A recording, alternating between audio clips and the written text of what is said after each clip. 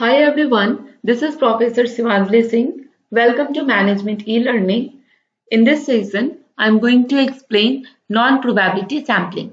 Okay, we will see the different types of non-probability sampling with example. Okay, आज के session में हम देखेंगे non-probability sampling in detail. Already मैंने probability sampling explain कर दिया है. इसके सारे टाइप्स विथ एग्जाम्पल के साथ मैंने एक्सप्लेन किया है. मैं आपको डिस्क्रिप्शन बॉक्स पे इसका लिंक दे दूंगी. Okay, and also already I have explained the all important terms, key words of sampling related concept. These terms are very important. मैंने इसको बहुत ही अच्छे से एक्सप्लेन किया है. इस वीडियो का भी मैं आपको लिंक दे दूंगी. Okay, this important terms and this is very important for UGC NET. अगर आप UGC NET एग्जाम दे रहे हो तो फिर ये बेसिक क्वेश्चन आपको क्लियर रखनी होगी, बेसिक चीजें आपको क्लियर रखनी होगी.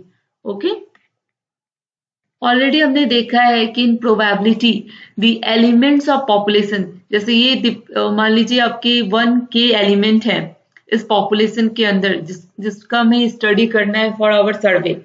ठीक है, तो यहाँ पे 1K मेंबर्स हैं या 1K स्टूडेंट्स हैं जिन पे हमें सर्वे करना है. तो प्रोबेबिलिटी में क्या होता है कि it's having the equal chance of participation in study. जो हम सैंपल सेलेक्ट करेंगे तो इसमें जितने 1K का इक्वल चांस होता है प्रोबेबिलिटी सैंपल साइज में पार्टिसिपेट करने का, स्टडी में पार्टिसिपेट करने का. बट नॉन प्रोबेबिलिटी में जस्ट उल्टा है. Not all population member have an equal chance of participation और पार्टिसिपेटिंग इन दिस स्टडी. ठीक है, इसमें क्या होता है कि सबका इक्वल चांस, सेम प्रोबेबिलिटी नहीं होती है पार्टिसिपेट करने का स्टडी के लिए. Okay, so convenience sampling is the part और types of non probability sampling. Convenience से नाम से ही पता चल रहा है कि according to your convenience, according to researcher convenience ये सैम्पलिंग मेथड यूज किया जाता है. This is very quick and inexpensive. Convenience sampling is used to obtain the information quickly and it is inexpensive. The only criteria for selecting unit in this scheme is convenience of the researcher or investigator. According to researcher convenience, according to investor convenience के according जो data पे काम किया जाता है, जो figures जिसपे हम जिस डेटा को लेते हैं या जिस एलिमेंट पॉपुलेशन के एलिमेंट को हम लेते हैं, that is based on the researcher convenience. Okay, like आपने देखा होगा मॉल वॉल में रेंडमली किसी से भी हम लोग इंटरव्यू लेते हैं, तो that is also the convenience. This is also come under the convenience sampling. Okay, so example is here. The people interview in a shopping center for their political opinion for a TV program. कोई TV programme आया है, उसका political opinion हम randomly किसी से भी ले रहे हैं अकॉर्डिंग टू आवर कन्वीनियंस, तो वो हमारा क्या होगा, कन्वीनियंस सैम्पलिंग के अकॉर्डिंग आएगा. ठीक है, monitoring the price level in grocery shop with the objective of inferring the trend in inflation in economy. अभी हमें ट्रेंड देखना है, इन्फ्लेशन का इकोनॉमी पे क्या असर है, उस पे हम अगर सर्वे कर रहे हैं तो हम रेंडमली प्राइस लेवल देख रहे हैं किसी भी ग्रोसरी शॉप का. That is also come under the convenience sampling. Third example is interview conducted by TV channel of people coming out of a cinema hall. अब वो सिनेमा हॉल से जो मूवी देख के आते हैं, तो मूवी के रिव्यू के रिगार्डिंग अगर हम किसी से इंटरव्यू लेते हैं तो that is also according to convenience. इसमें कोई हम एज अ फीचर या कैरेक्टरिस्टिक या एलिजिबिलिटी फिक्स नहीं कर रहे हैं. ओके, तो कन्वीनियंस सैम्पलिंग कब यूज किया जाता है? It is often used in the pre test phase of a research study. अगर कोई प्री टेस्ट हमें करना है तो हम convenience sampling is mostly used for that time or for that phase. Now, our second type of non-probability sampling is judgmental sampling. अब इसको भी अगेन नेम से ही रिलेट किया गया है, जजमेंटल, जहाँ पे आप जज करके जजमेंट के अकॉर्डिंग, नॉलेज के अकॉर्डिंग, रिसर्चर अपने नॉलेज अपने जजमेंट के अकॉर्डिंग यूज करता है, particular study करता है, that is called or come under the judgmental sampling. See, under judgmental sampling, experts in a particular field choose what they believe to be the best sample for the study in a question. वो according to researcher knowledge और judgment के according वो best sample अपने study के लिए ले लेता है out of their target population. Okay, so judgmental sampling, this is again important line here for UGC NET. Judgmental sampling is also called persuasive sampling और ऑथोरेटिव सैम्पलिंग. क्यों? क्योंकि यहाँ पे एक अथॉरिटिव एक ऑथर का या नॉलेज के बेसिस पे सैम्पलिंग कर रहे हैं, तो that's why it is called authoritative sampling. और ये किसका टेक्निक है? Is a non probability sampling technique in which the sample members are chosen. जो हम सैंपल लेते हैं, एलिमेंट ऑफ सैंपल जो होता है या सैम्पलिंग यूनिट जो होता है, are chosen only on the basis of researcher knowledge and judgment. ठीक है, तो ये बहुत ही इंपॉर्टेंट है. नेम से ही आप रिलेट कर सकते हो कि जो सैंपल रेडी करते हैं फॉर अपने रिसर्च के लिए या सैम्पलिंग यूनिट जो सैंपल के अंदर होता है वो किस बेस पे चूज किया जाता है? On the basis of researcher knowledge and judgement. Okay, अब ऐसे सैम्पलिंग का एक्यूरेसी कैसा है? तो एक्यूरेसी इसका बहुत ही एक्यूरेट, हाई एक्यूरेट होता है. क्यों? क्योंकि इसमें जो एक्सपर्ट है, जो रिसर्चर है, वो बहुत ही नॉलेजेबल है और उसने ना ही ऐसे रेंडमली या प्रोबेबिलिटी के अकॉर्डिंग नहीं लिया है. वो according to their using of knowledge, using of their experience और नॉलेज और जजमेंट के अकॉर्डिंग वो सैंपल चूज कर रहा है, सैम्पलिंग यूनिट चूज कर रहा है अपने सैंपल के लिए. So the result obtain will be highly accurate with a minimum margin of error. ठीक है. Now, second non-probability sampling is the quota sampling. Quota sampling क्या होता है? Quota that means कि quota, जैसे हम लोग तुम्हारा क्या, जैसे आप किस कोटा से बिलोंग करते हो, हाँ, जैसे एज हो गया, कुछ भी एक demographic characteristic like age, gender, occupation, okay, education. So these are the different quota के according हम जब sampling करते हैं.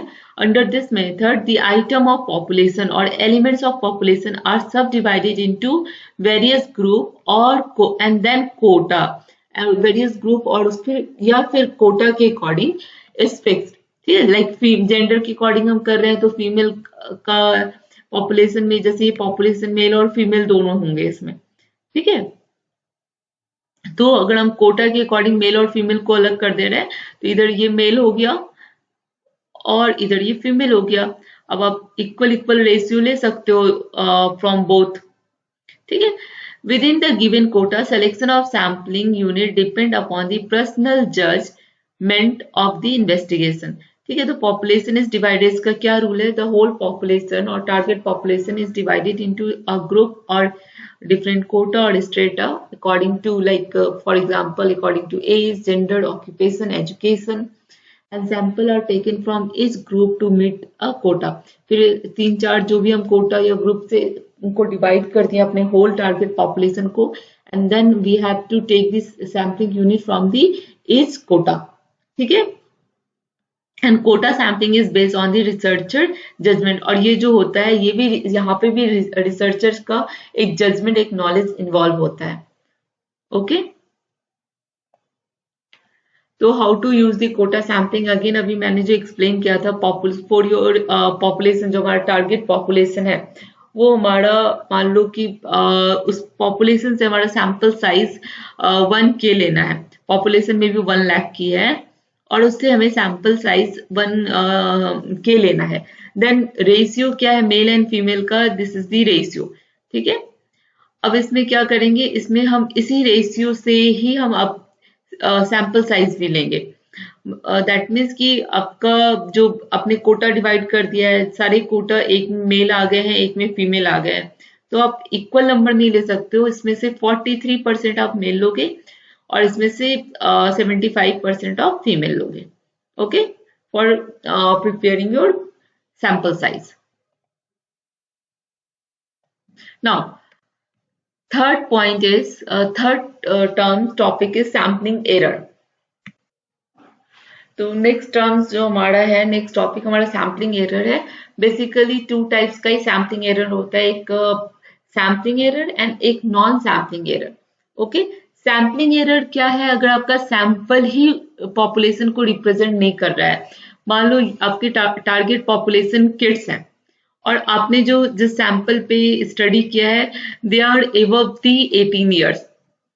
किड्स ये बिलो आपके 18 ईयर्स के हैं, टीन एज का, या फिर मान लो आप 6 to 13 एज के किड्स को आपको टारगेट करना था, बट आपने जो सैंपल ले लिया वो 18 प्लस ईयर्स के को टारगेट कर दिया।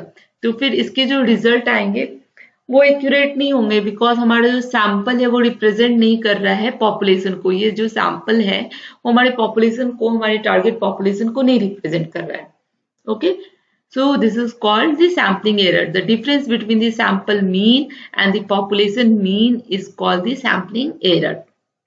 Okay, नॉन सैम्पलिंग एरर क्या होता है कि आप अपने सैम्पलिंग तो सही किया, आपका जो सैंपल था that is from your target population only, but क्या है हमने टेक्निक गलत यूज कर लिया, या क्वेश्चन या हमें जो एक तो हमारा टेक्निक सही यूज करना है, किस टाइप की स्टडी है, nature of study, nature of research के according we apply the sampling technique for choose the sample. ठीक है, एंड दूसरा क्या होगा नॉन प्रोबेबिलिटी सैम्पलिंग में कि आपने जो क्वेश्चन यार फिलअप कर लेना था for your sampling study, for your data, for your जो आप लेना चाहते हो नॉलेज, जो लेना चाहते हो फ्रॉम सैंपल, तो उस क्वेश्चनियर का जो फॉर्मेट है या फिर जो क्वेश्चंस है उसके अंदर वो प्रॉपरली आपके रिसर्च को सपोर्ट नहीं कर रहा है, that is the another error. या फिर आपने मेजरमेंट कुछ एरर हो गया, एनालिसिस आपने गलत कर लिया क्वेश्चनियर का, that is also non sampling error.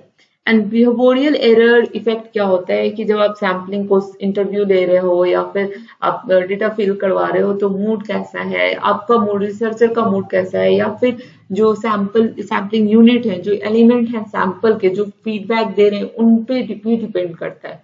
So these are all 3 types come under the non-sampling error। और सैम्पलिंग एरर क्या होता है? जिसमें आपने सैंपल ही सही नहीं लिया है, आपका वो सैंपल जो पॉपुलेशन को रिप्रेजेंट नहीं कर रहा है। Okay, because see the sample is not a whole population. ठीक है, तो दैट इज ऑल्सो। और एक और है कि अगर मान लो कि आपके 1 लाख का पॉपुलेशन है जिसमें से आपने 5 मेंबर ही लिया सैम्पलिंग के लिए, तो that is also not accurate, वो भी आपको फिगर सही नहीं देगा, रिजल्ट सही नहीं देगा। ओके, तो आज का सेशन यहीं पे मैं एंड कर रही हूँ। नॉन प्रोबेबिलिटी सैम्पलिंग मैंने एक्सप्लेन कर दिया है और प्रोबेबिलिटी सैम्पलिंग भी एक्सप्लेन हो गया है। नेक्स्ट वीडियो में मैं मल्टीपल चॉइस क्वेश्चंस लाऊंगी related to probability, non probability and important terms of sampling. ठीक है, होल सैम्पलिंग कॉन्सेप्ट का एमसीक्यूज अपलोड होगा।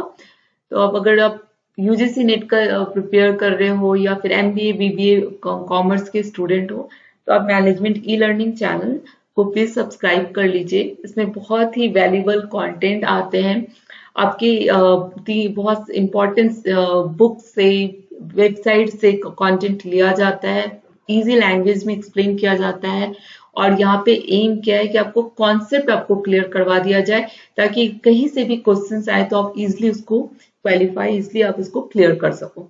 Okay, thank you for watching.